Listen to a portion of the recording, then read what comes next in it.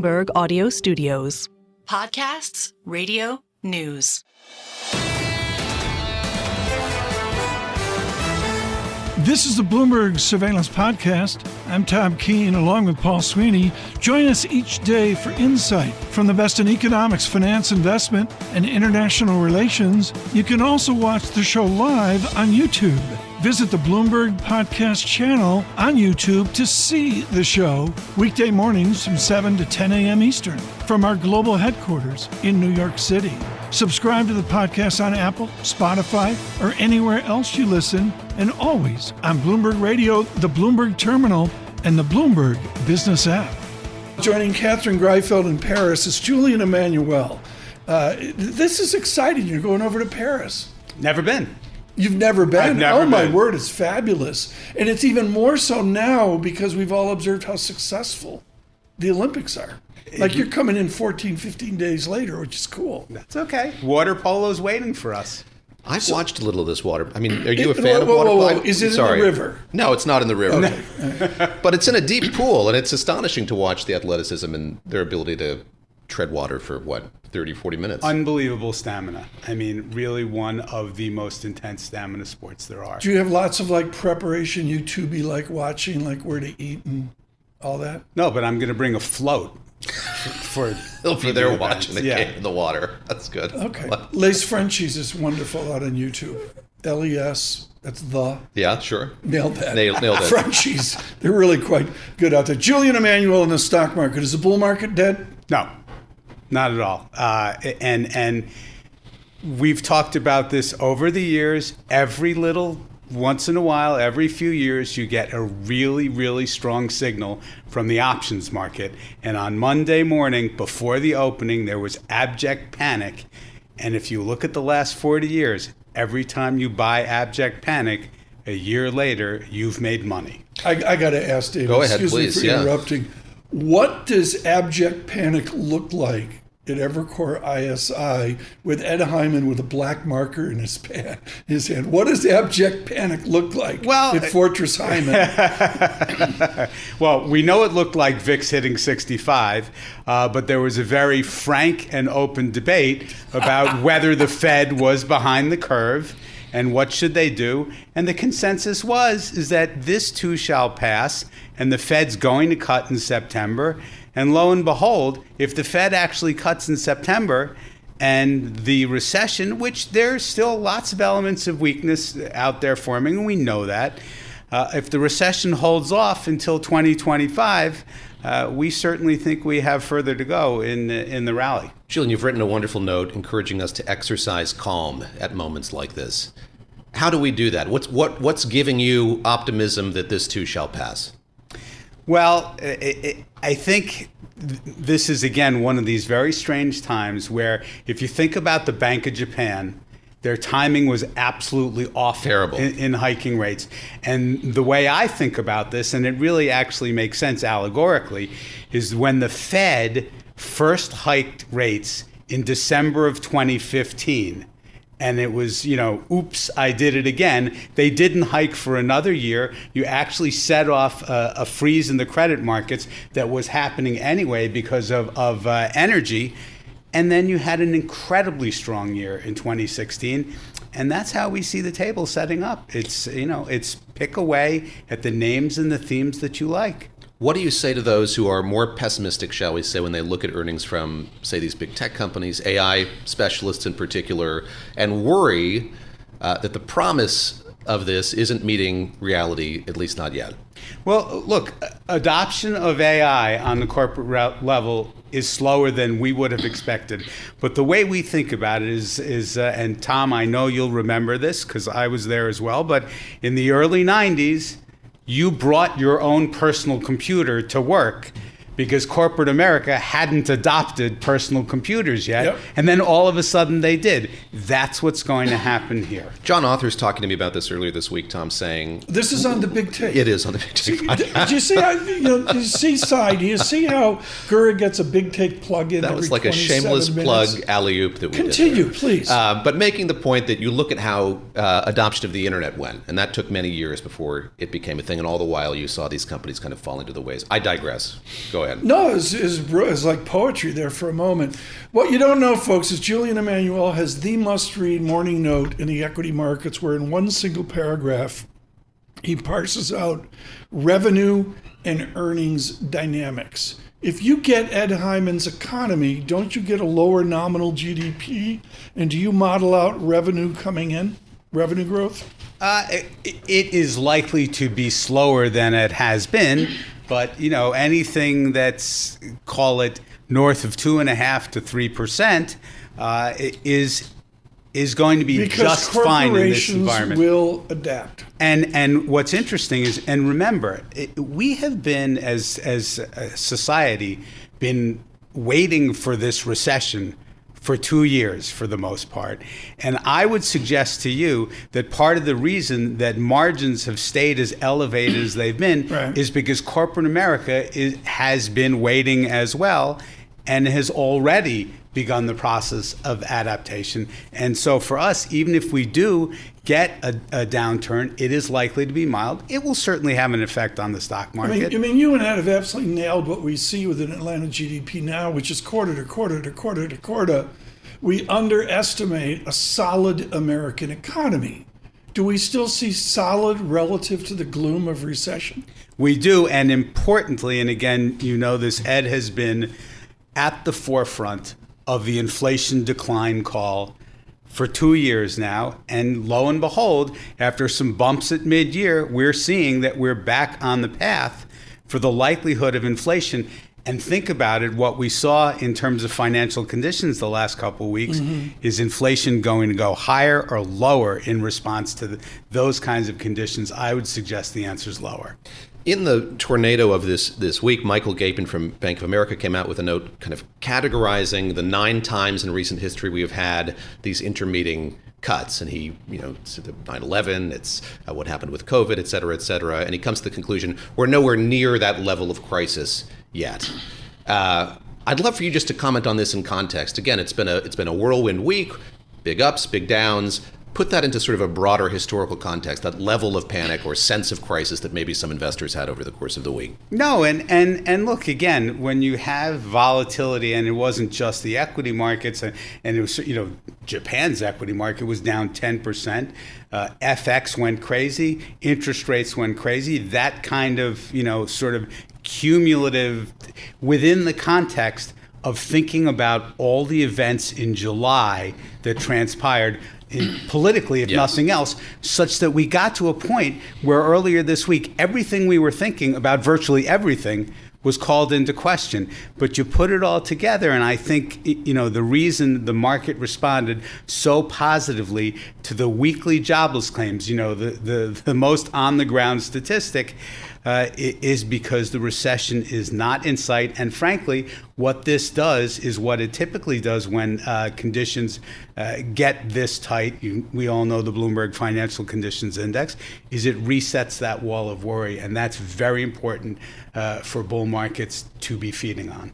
You confident there'll be some calm next week when you're overseas watching the Olympic Games? I mean, does it feel like things have kind of equilibrated after this week? With the VIX in the 20s, still, you can never be confident of the calm, and we've certainly got some very important inflation numbers next week. But we do think that the violence of what we've seen this week indicates that, in all likelihood, the worst of it is over. Tom, are you of the mind that jobs number was an aberration, the one that we saw that seemed to spook everyone? I'm of a everyone? mind to listen very carefully to people like Anna Wong, who are telling us, and Rick Reeder at BlackRock had a spectacular aggregate revisions chart showing how the joy of the pandemic, everybody's dampening down to a different job dynamic, a different job economy. And, I don't know the when of it. I think the when of it, Julian's called 8 of the last 6 recessions.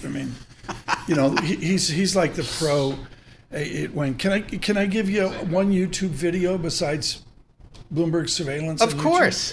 Les Frenchie. Les Frenchie. Do one video on the 5 places to have beef bourguignon in Paris, and they start with my favorite. It's just off Rue Dauphine at the river where they swim. you come down Rue Dauphine. It is just tucked into the left there. So many people can relate to this. Yeah. And it's probably sold out. From the Damariscotta River to the Seine on Bloomberg surveillance. 2025. But, tell them you'll eat in the kitchen. But it's just your first time. Do people mistake you for being French when you're there? No, they don't. Although they don't. Although I've had a lot of feedback from this Def Leppard Speedo. Yes. Is swimming in the river. That really got the week started here. Julian Emanuel on his way to Paris to have lunch with Catherine Greifeld as well. She's on some shishi boat somewhere.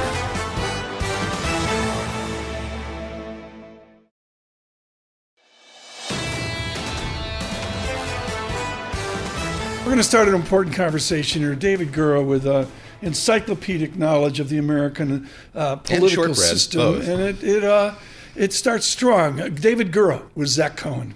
Zach, great to have you with us. Zach Cohen covers Congress for Bloomberg Government, and always great to speak with you. I mentioned a moment ago, big weekend for campaigning. Kamala Harris has been on the campaign trail an awful lot. Donald Trump heading to Montana. Let's start there. He got some criticism during that press conference yesterday for not being out on the trail as much as his opponent. What was his response to that, and why is he going to this county in Montana that I think went for Joe Biden the last time around? What does he see as the kind of possibility for him and the Republican Party in the great state of Montana?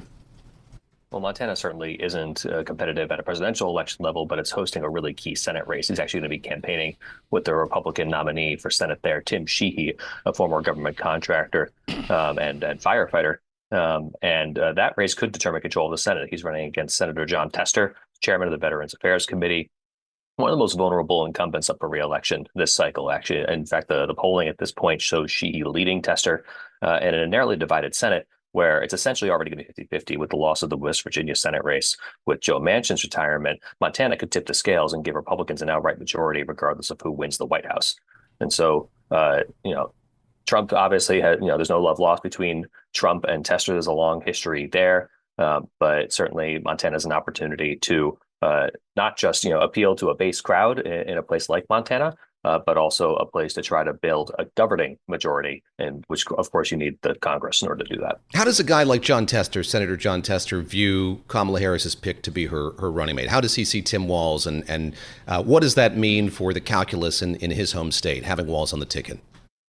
And Tester is one of the people, every time I've talked to him about this, he says, I'm focusing on my own race. He's focusing on his efforts to actually rebuff the Biden-Harris administration in a couple of places on things like firearm access, Paraguayan beef imports, of all things, sort of the hometown issues that Montana voters care about. His campaign ads are all about public lands and accusing Sheehy of being from out of state and trying to enrich himself with government contracts, as I mentioned earlier.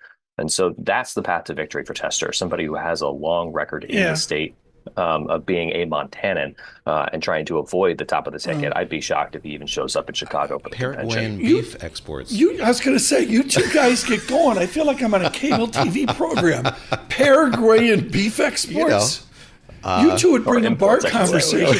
Get the Capitol Grill in Washington. Gura and Cohen would bring the conversation to a halt. It's not grass-fed. Zach, Amy Walter, Cook Political Report. I believe it's this morning, maybe last night.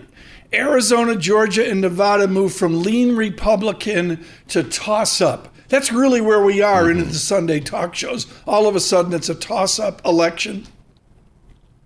Certainly. I mean, Arizona, Nevada, Georgia, always really competitive. I think it's part of the reason why Mark Kelly was on the short list to be Harris's running mate, the senator from Arizona. That might be one way to try to boost turnout there. Arizona, in recent memory, basically had every Republican office holder, or every statewide office holder was a Republican. Georgia obviously flipped 2 Senate seats not just 4 years ago, when Biden managed to carry the state. And then Nevada had the closest Senate race of the entire map in 2022. And so certainly no surprise there that these are the really critical states. And so Nevada, I think especially, it's got a Senate race there. Jackie Rosen is up for re-election. It'll be really critical for Democrats to try to boost turnout in Las Vegas and Clark County and try to keep down their margins elsewhere. But that's going to be a tough race. Actually, Rosen's one of the few that Trump called out in his Milwaukee speech as an incumbent that he'd like to beat in November. Pro tip, David, seriously. Yeah. How do you and Zach Cohen and your brethren, how do you remember all the names? I don't remember them as well as Zach does, but he's living it. How do you do it? You got to use seeing them on that hill. All I got to worry about is LIBOR OIS. That's it. Save us again with Zach Cohen here. Zach, I'm going to guess that you, like I, before the U.S. played Serbia yesterday in basketball in Paris, maybe watched this press conference at Mar-a-Lago, and something that came up with the prospect of these debates happening over the next 4 to 6 weeks. Donald Trump saying that he'd agreed to 3 of them. What is the likelihood of that happening? Just because I got to clear the calendar if they are in fact going to happen, and why are these so important to him now? Why has he had this kind of change of tack toward these debates? It does sound like there's at least going to be one debate on ABC, I believe, on September 10th. And so that'll be sort of the first opportunity that we're going to see Trump and Harris side by side in a debate, something I'm sure Harris has been looking forward to since she ran for president in 2020. And there might be another debate beyond that with NBC later in September. The Harris campaign has ruled out a third debate that Trump has pitched to be on Fox News, obviously much more of a conservative news channel. And so we might see more past September, but at least that ABC-NBC debates are the ones in play right now. Trump had said that he didn't want to debate Harris as long as she was the presumptive nominee, which was the sort of weird 2-week stretch where she clearly had the delegates and the support of the party members that really decide these things when there aren't primaries to do so. But now that delegates have made her the nominee actually in advance of Chicago in order to make the ballot, she is the bona fide nominee, and it creates an opportunity to have this discussion. Zach, I'm in charge of dumb questions here. Will there be a vice presidential debate? There will be a vice presidential debate between Minnesota Governor Tim Walz and Ohio Senator J.D. Vance. In fact, Walz has already made pretty clear he's looking forward to that particular contest. And that'll be a really fascinating lineup between, 2 military veterans with very different worldviews who both are trying to appeal to the heartland, to the Midwest, which are really key battleground states. Right. Maybe not so much Minnesota, but places like Ohio, Wisconsin, and Michigan that could decide not just the White House, but Congress. One more question. What's the one race I should read in on this weekend? In the Zach Cohen world, what's the one race where I should try to be on the edge of David Make it Gura? as esoteric as possible so we can my colleague Maeve Sheehy actually just wrote a really nice preview of Ilhan Omar's re-election race in Minnesota. Their primaries are coming up on Tuesday.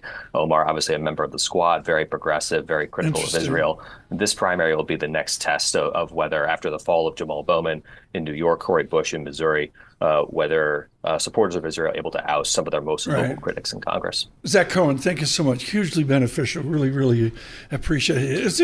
Gura Cohen, folks, you can't do better than that. On YouTube, you can tell she's wearing red. There is no other color wardrobe in her closet. Joining us now, Pamela Whitten, president at Indiana University, the executive producer of Bloomberg Surveillance with Jon Ferro, is a sterling graduate of Kilroy's at Kirkwood. Didn't know that. At Indiana University. Joining us now, Pamela Whitten. Pamela, there are 2 sides to every university across this nation.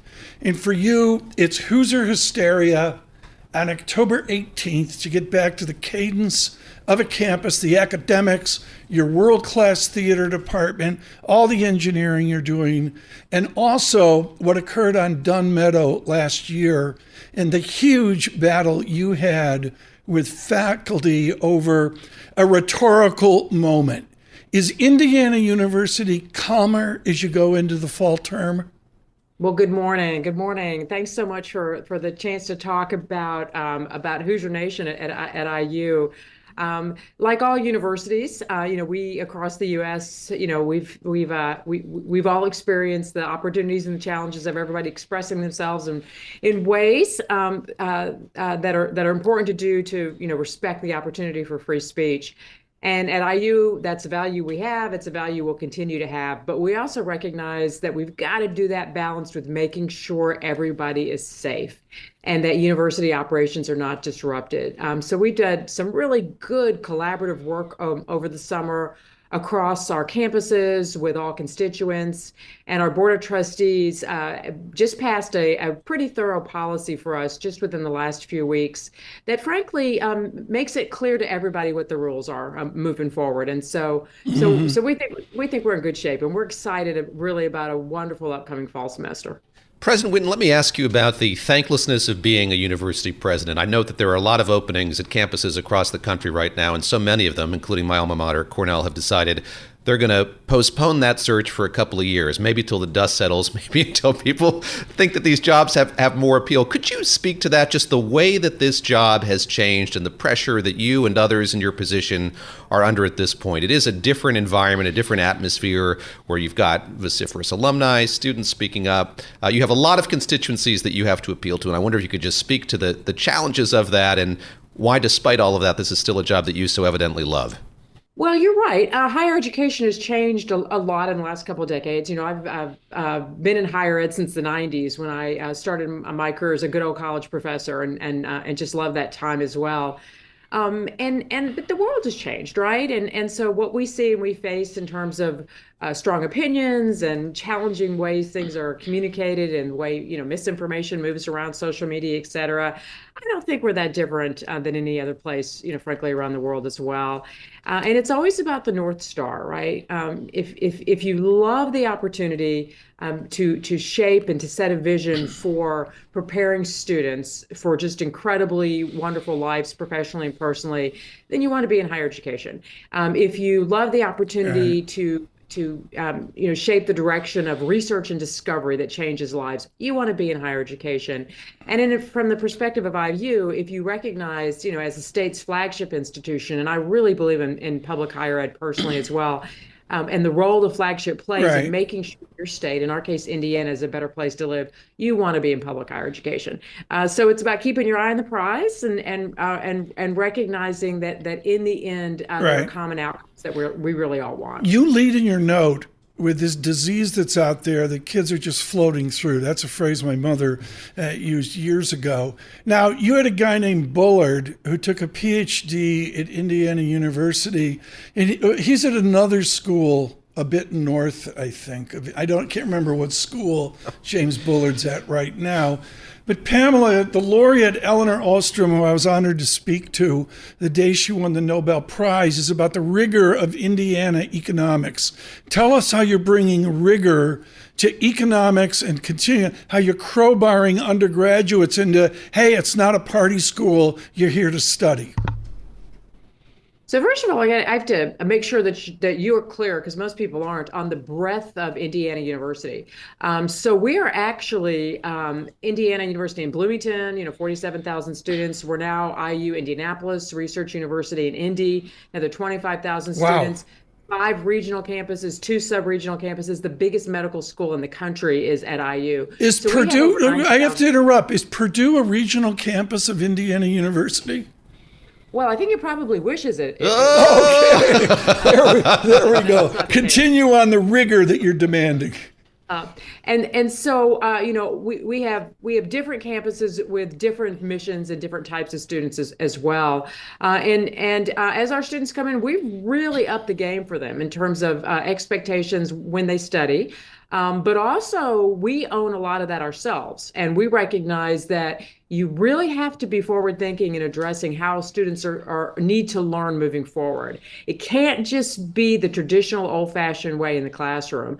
So, for example, we have agreements with almost 9,000 partners to make sure that our students are engaged and have opportunities not only inside the classroom, but outside the classroom, so they're career ready when they move forward.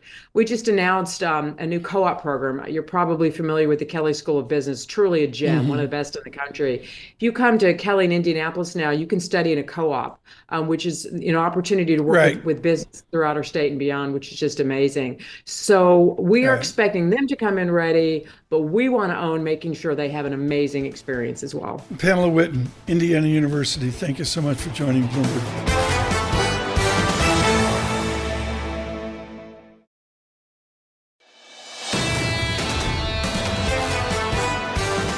Your daily look at the front page is a Lisa Mateo hour. David, this is where we do witty stories with Lisa Mateo. I love the witty. Which I started out and I said, why are we doing this? And this is the most popular thing we do. Absolutely. You know you love it. In our 6 hours of broadcast, this is the single best idea. 3 of which got on air. Lisa, what do you got for us today? All right, well, Olympics fever, right? You see all the athletes getting their medals everywhere, right? If you do breakdancing, I'm walking out of the studio. Just you wait. That's the next hour. No, I'm kidding.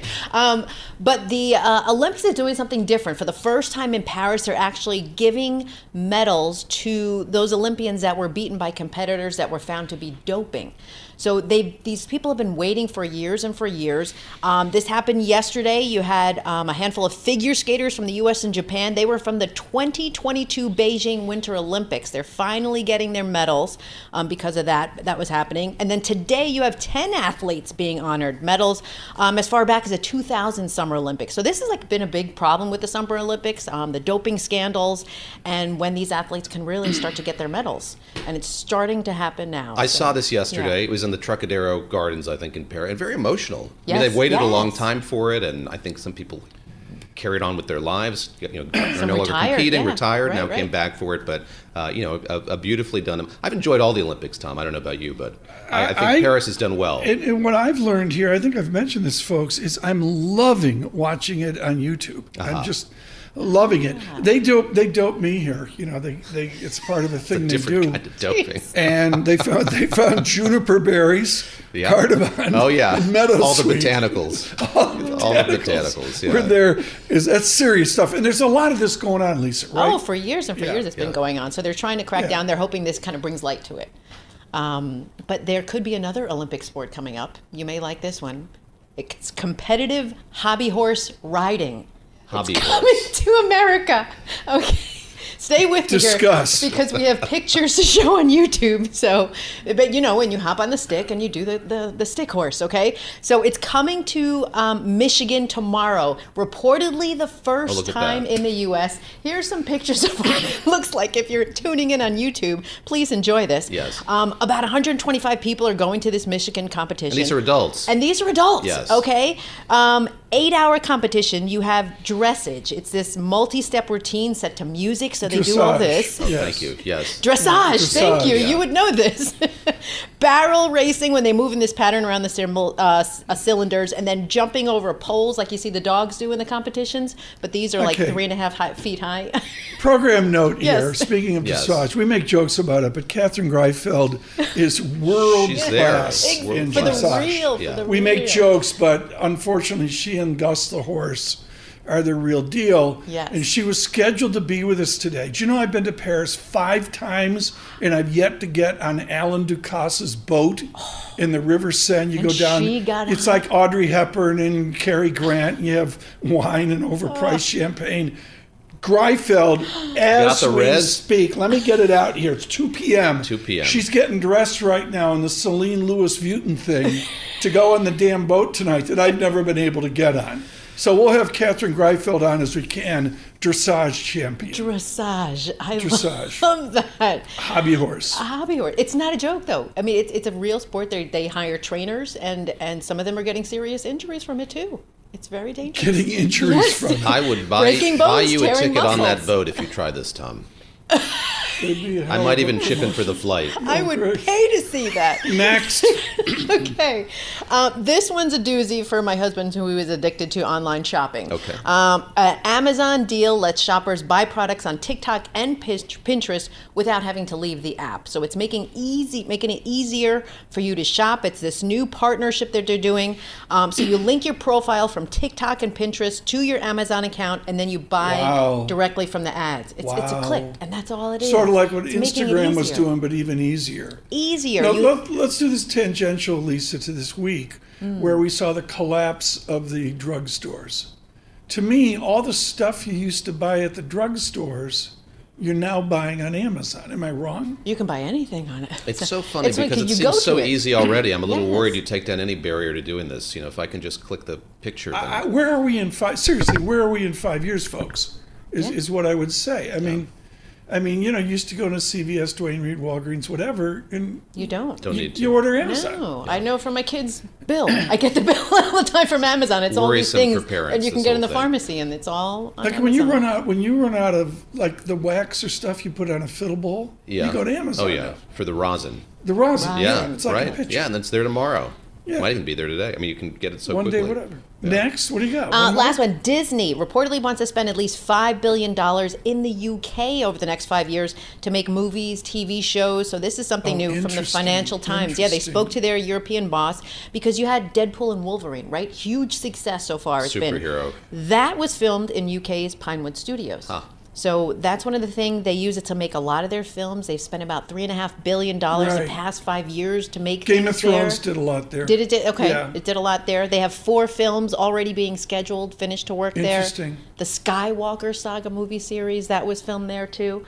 But it's not just that. I mean, it's a Disney Plus. It's National Geographic. Shogun for Hulu. So much of what we think is Japan was north of Vancouver. Oh, see? What is your movie diet like, Tom? We know a lot about your reading. Robert Kaplan and whatnot, but what's your movie diet? What do you like to watch? My movie diet is basically a gunpoint. We're watching a movie, or we're watching a movie. An 8-part series. It's really, actually, right now, really sad. Yeah. I compared to most people it's consuming. hard, You're not going to see the Deadpool? No, I made for Hugh, but I don't. I'm like, I'm going to go see it this weekend. What's sad is there's a great chart this week. I'll give credit to the Wall Street Journal. Paul and I talked about it. It's irrefutable. People are going to the movies less. I mean, it's... Because you can watch it at home. We're all at home. I did watch, at gunpoint, I had to watch Red 2. Red 2. With Bruce Willis. And it was, it was what it is. Star Turn, Helen Mirren's in it. But it was beautifully executed. I was shocked at, the camera angles, the editing, frame to frame. They took a lot of care in it. And it made $100 gajillion. And, that was great. Okay. Lisa Mateo, thank you so much for the newspaper. This is the Bloomberg Surveillance Podcast, bringing you the best in economics, finance, investment, and international relations. You can also watch the show live on YouTube. Visit the Bloomberg Podcast channel on YouTube to see the show weekday mornings from 7 to 10 a.m. Eastern from our global headquarters in New York City.